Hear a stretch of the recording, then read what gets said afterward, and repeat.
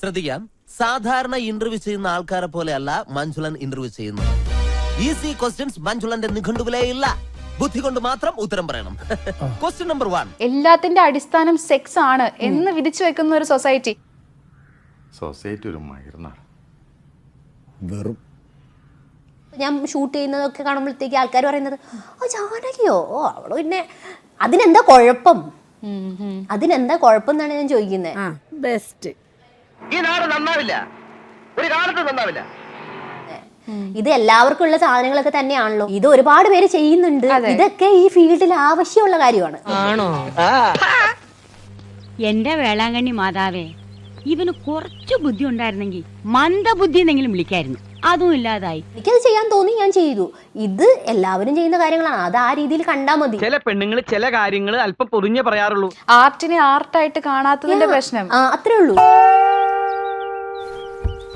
അതെന്നാ പരിപാടിയുടെ പോയി വെടിമരുന്ന് നിറച്ചവർക്കും തീ കൊളുത്തിയവർക്കും ഒന്നുമല്ലയോ? ഒച്ചയായിട്ടവർക്കാണോ കേസ്? എപ്പോഴെങ്കിലും നീ ഒരു ലെസ്ബിയൻ ആണോ എന്ന് പറയുന്നൊരു ക്വസ്റ്റ്യൻ ഫേസ് ചെയ്യേണ്ടി വന്നിട്ടുണ്ട്? ഓഫ് കോഴ്സ്, ഒരുപാട്. ഞാൻ എന്റെ ഐഡന്റിറ്റി പറഞ്ഞു, ഞാൻ ലെസ്ബിയൻ ആണെന്ന്.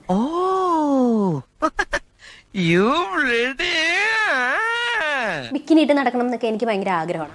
നമ്മള് മോള് വിചാരിച്ച പോലും ഇവിടുത്തെ ഒരു ബീച്ചിൽ അങ്ങനെ ഒരു ബിഗ്നിയിൽ വരുന്ന ഒരു സിറ്റുവേഷൻ ഒന്ന് സങ്കല്പിച്ച് നോക്കി കഴിഞ്ഞാൽ അവളെ ഞാൻ എന്റെ സ്വപ്നത്തിലേക്ക് കൊണ്ടുവരട്ടെ.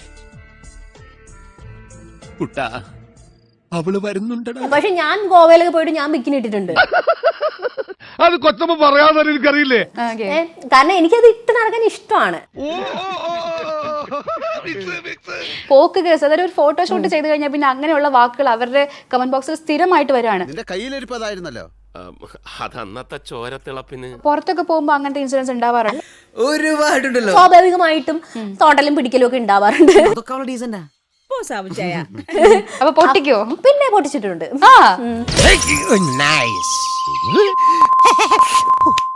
നിൽക്കുന്നില്ല.